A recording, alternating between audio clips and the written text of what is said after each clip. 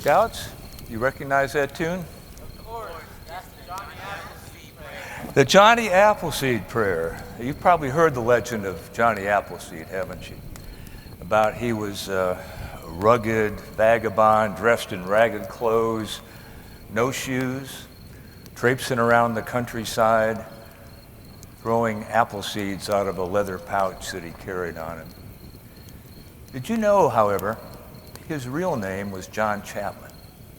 And his real story is a little bit different than the legends that you've heard. John Chapman was born in Massachusetts in 1774. And when he was 18 years old, he traveled to the Ohio Territory, which at that time was the westernmost frontier of our country.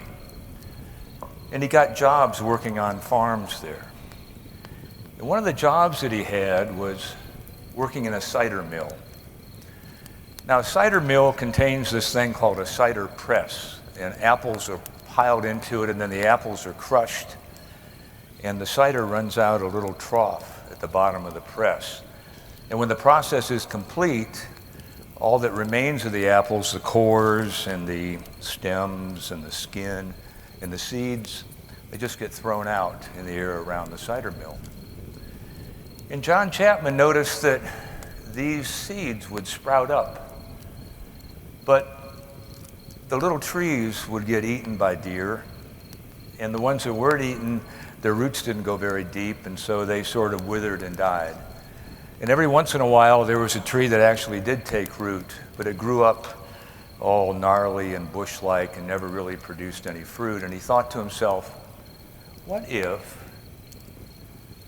if all these seeds could be used to actually produce fruit and make productive trees? Just think about what that future would be if we could harness that potential.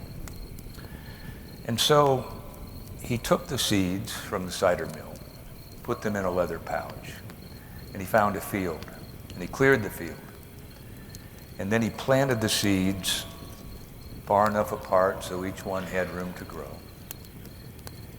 And then he built a fence and a wooden barrier around the field to keep the wild animals out.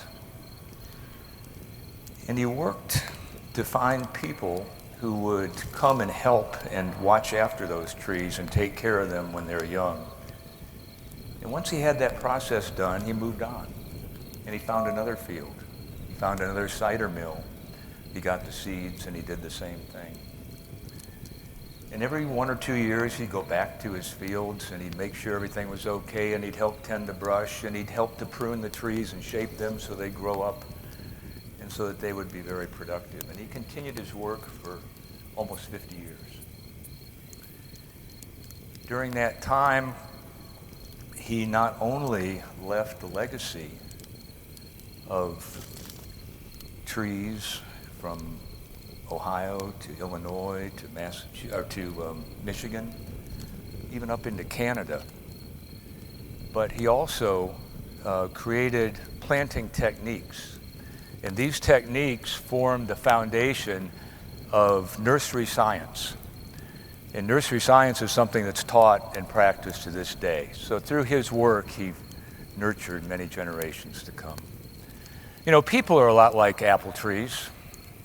Did you ever think about that? They require care and nurturing when they're young so they can grow up.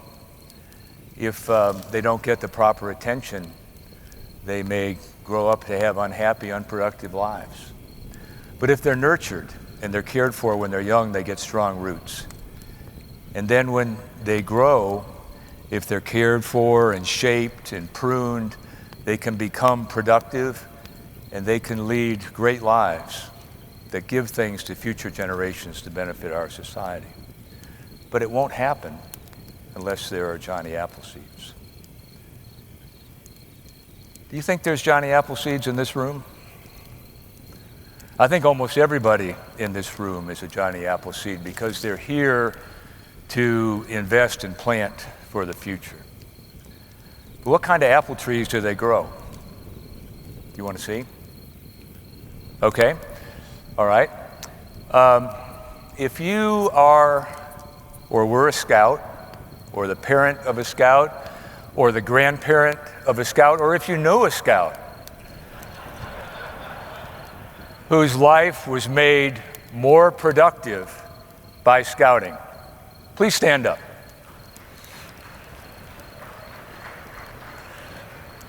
Do you see any trees out there? A lot of trees. That's the work of our Johnny Appleseeds. Thank you, Lord, for our Johnny Appleseeds. Great work, guys. Thank you very much. Got this one.